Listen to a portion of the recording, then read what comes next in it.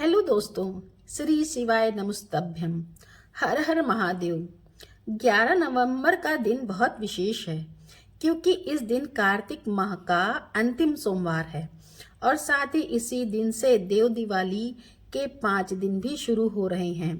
देव दीपावली कार्तिक माह की पूर्णिमा तिथि मतलब 15 नवंबर को है, पर गुरुजी पंडित प्रदीप मिश्रा जी ने देव दीपावली के 5 दिन पहले से ही कुछ उपायों को करने को 5 दिनों तक करने को कहा है। और गुरुजी प्रदीप मिश्रा जी के बताए कार्तिक माह के अंतिम सोमवार और देव दीपावली में किए जाने वाले उपायों की जानकारी ही हम आपको इस वीडियो के माध्यम से देने वाली हूँ। सभी उपाय विशेष और उपयोगी हैं और देव दीपावली के उपायों को करने का मौका आपको वर्ष में सिर्फ और सिर्फ एक बार ही मिलता है, इसलिए आप इस वीडियो को अंत तक अवश्य देखिएगा ताकि कोई भी उपयोगी जानकारी आपसे ना छूटे। सभी उपाय हम आपको वीडियो में जरूर बताएंगे। किसी देरी के बढ़ते हैं सबसे पहले विशेष उपाय की ओर। जीवन में बहुत दुख आ रहा है, तकलीफें आ रही हैं, कष्ट आ रहे हैं, तो आपको 5 बेलपत्र का उपयोग करते हुए एक सरल और आसान उपाय करना है। 5 बेलपत्र लेना है। पहली बेलपत्र आपको शिवलिंग में जो माता अशोक सुंदरी का स्थान होता है वहां अर्पित करना है। दूसरा बेलपत्र आपको शिवलिंग में माता पार्वती के हस्त कमल में अर्पित करना है। तीसरा बेलपत्र जो आपको शिवलिंग के ऊपर अर्पित करना है। तीसरा बेलपत्र जो आप शिवलिंग के ऊपर अर्पित करेंगे तो आपको इस बात का ध्यान रखना है कि बेलपत्र की डंडी आपके विपरीत होना चाहिए। चौथी बेलपत्र जल जहां से शिवलिंग से गिरता है उस स्थान पर आपको यह बेलपत्र अर्पित करना है। ध्यान से सुनिए, यह चौथी बेलपत्र आपको शिवलिंग के ऊपर अर्पित नहीं करना है। चौथी बेलपत्र आपको शिवलिंग के नीचे जहां पर शिवलिंग से जल गिरता है, अच्छा, उस स्थान पर अर्पित करना है। और यहाँ पर भी आपको विशेष तरीके से बेलपत्र को अर्पित करना है। यह बेलपत्र आपको जो जमीन में अर्पित करेंगे इसमें आपको सीधी बेलपत्र अर्पित करना है। शिवलिंग के ऊपर हम उल्टी बेलपत्र अर्पित करते हैं, मतलब शिवलिंग में जब हम बेलपत्र को अर्पित करते हैं तो चिकना भाग शिवलिंग की ओर होता है, पर इस बेलपत्र में चिकना भाग ऊपर की ओर रहेगा। बेलपत्र का इस बात का आपको ध्यान रखना है। इसके बाद 5वीं और अंतिम बेलपत्र जो है उसे आपको माता अशोक सुंदरी के स्थान पर स्पर्श कराते हुए नंदी को अर्पित कर देना है। मंदिर में जहां पर नंदीश्वर बैठे रहते हैं, नंदी भगवान बैठे रहते हैं, वहां पर आपको बेलपत्र अर्पित करना है। इसके बाद आपको अपने घर से लाए हुए एक कलश का जल शिवलिंग पर अर्पित कर देना है। जिंदगी में कैसा भी दुख चल रहा हो, कष्ट चल रहा हो, परेशानी चल रही हो, वह कटता जरूर है। जीवन में आपको सुख जरूर देखने को मिलता है। यह विशेष उपाय आपको इस कार्तिक माह के अंतिम सोमवार में करना ही है। काफी सरल उपाय है जिसे आपको इस देव दीपावली के पहले दिन मतलब कार्तिक माह के अंतिम सोमवार में करना ही है। बढ़ते हैं दूसरे विशेष उपाय की ओर। पंचपुष्प शिव महापुराण कथा में गुरुजी पंडित प्रदीप मिश्रा जी ने एक विशेष उपाय बताया था जिसको बहुत बड़ी बीमारी हो गई है। गुरुजी ने लीवर, किडनी और अन्य कई बीमारियों के बारे में बताया था, तो एक उपाय करने को कहा। जी ने कहा था कि महामृत्युंजय जप मंत्र का गुरु जी ने कहा महामृत्युंजय मंत्र का जाप करना है और इसके साथ ही आपको 1 या 5 जितने धतूरे मिल जाएं उनको लेकर एक एकांत में महादेव के पास जाकर सरल और आसान उपाय करना है। जिन्हें पता नहीं है उन्हें हम बता दें। एकांतेश्वर महादेव वे महादेव हैं जो एकांत में होते हैं। ऐसा शिवलिंग जो ऐसे एकांत में हो जहाँ पर बहुत कम लोग आते जाते हों या फिर कोई नहीं जाता हो, उसे ही एकांतेश्वर महादेव कहते हैं। आपको परेशान होने की जरूरत नहीं है। अगर आपको एकांतेश्वर महादेव नहीं मिल रहे हैं तो आपके घर के नज़दीक में जो शिवलिंग है वहां पर भी जाकर आप यह सरल उपाय आसानी से कर सकते हैं। आपको महामृत्युंजय मंत्र का स्मरण करना है। अगर आपको ऐसे याद नहीं है तो आप देख कर भी पढ़ सकते हैं। इसके साथ ही आपको 1 या 5 जितने धतूरे मिल जाएं, उन्हें आपको अपने घर के नजदीक या फिर एकांतेश्वर महादेव की शिवलिंग में अर्पित करना है। धतूरा आपको इस प्रकार से अर्पित करना है कि धतूरे की डंडी आपके विपरीत ओर होना चाहिए। और अगर आपको ऐसा धतूरा मिल जाता है जिसमें धतूरे की डंडी हल्के से लाल रंग की हो तो काफी अच्छी बात है। उसी धतूरे का उपयोग करें, नहीं तो फिर आपके जो धतूरा मिला है उस धतूरे का ही आप उपयोग कर सकते हैं।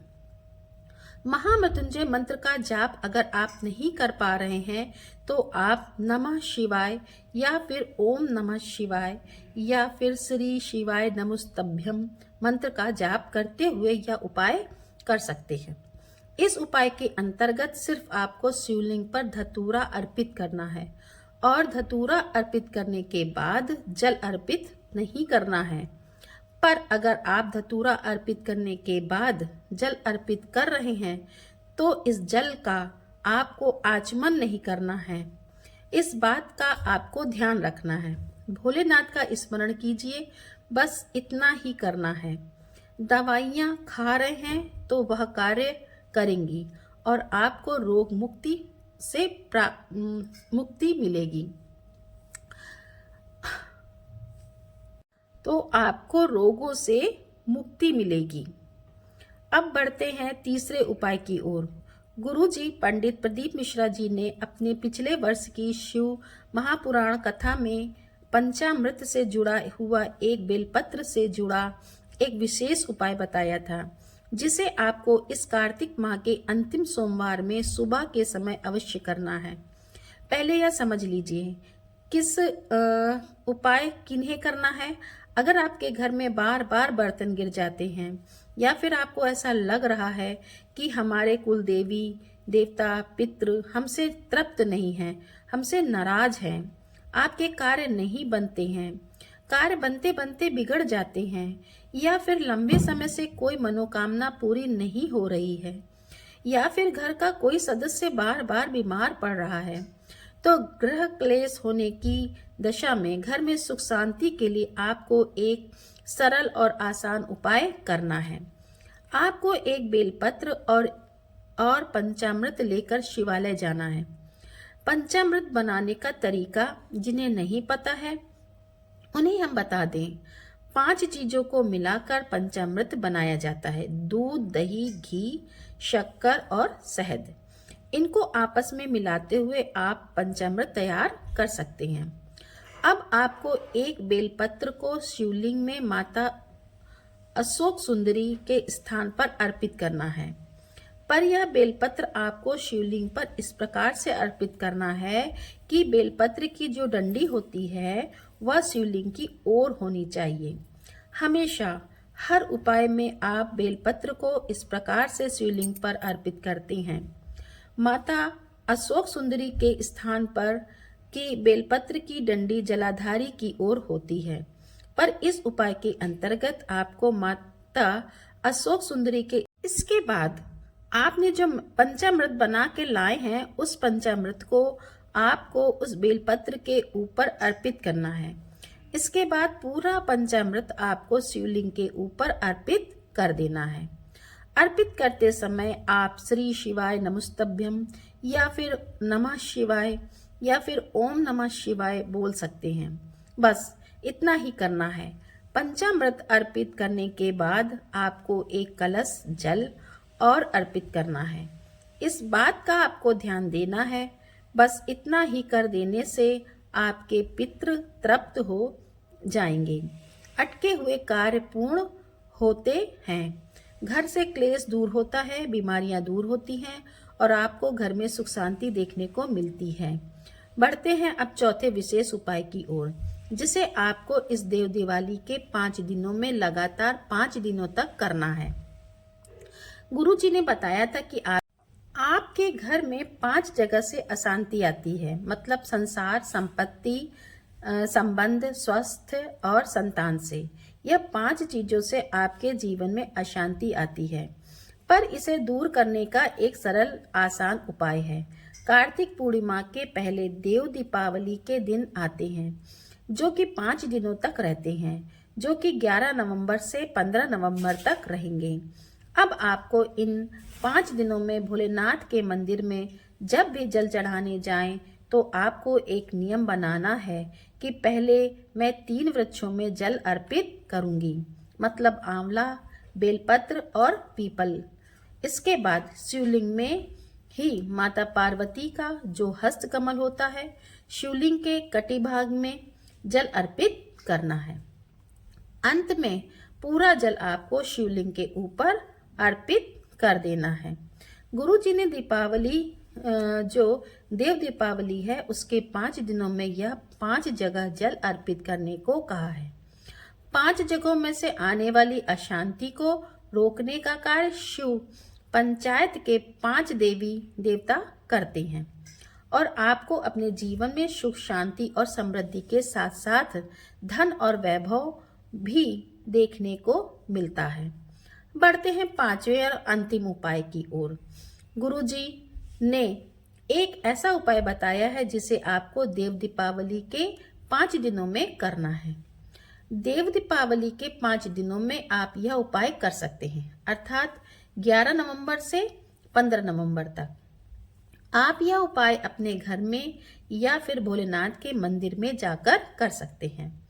आपको एक बेलपत्र, एक चावल का दाना, जिसे आपको पीला करना है। पीला करने के लिए आप पीला चंदन या फिर हल्दी का उपयोग कर सकते हैं और साथ ही साथ एक कमल गट्टा, मतलब एक चावल का दाना जो कि पीला होना चाहिए, एक बेलपत्र, एक कमल गट्टा, यह 3 चीजों की ही आवश्यकता होगी। आपको देव दीपावली के 5 दिनों में इसे भोलेनाथ के शिवलिंग के ऊपर अर्पित करना है। आप अपने घर पर भी कर सकते हैं या फिर भोलेनाथ के मंदिर में भी जाकर कर सकते हैं। गुरुजी ने कहा यह उपाय करने से आपको कभी किसी के सामने पैसे मांगने की जरूरत नहीं पड़ेगी। आपको किसी के सामने हाथ नहीं फैलाना पड़ेगा। आपके घर के भंडार हमेशा भरे रहेंगे। आप देव दीपावली के इन 5 दिनों में और कार्तिक सोमवार के अंतिम दिन से यह कार्य शुरू कर सकते हैं। वीडियो में बताई गई जानकारी से संबंधित अगर अभी भी आपके मन में कोई प्रश्न है तो प्रश्न आप कमेंट बॉक्स के जरिए पूछ सकते हैं। मेरे द्वारा दी गई जानकारी अगर आपको थोड़ी भी अच्छी लगी हो, उपयोगी लगी हो, तो वीडियो को लाइक करें, कमेंट्स बॉक्स में हर हर महादेव लिखें और मेरे चैनल को सब्सक्राइब करें। श्री शिवाय नमस्तभ्यम। हर हर महादेव।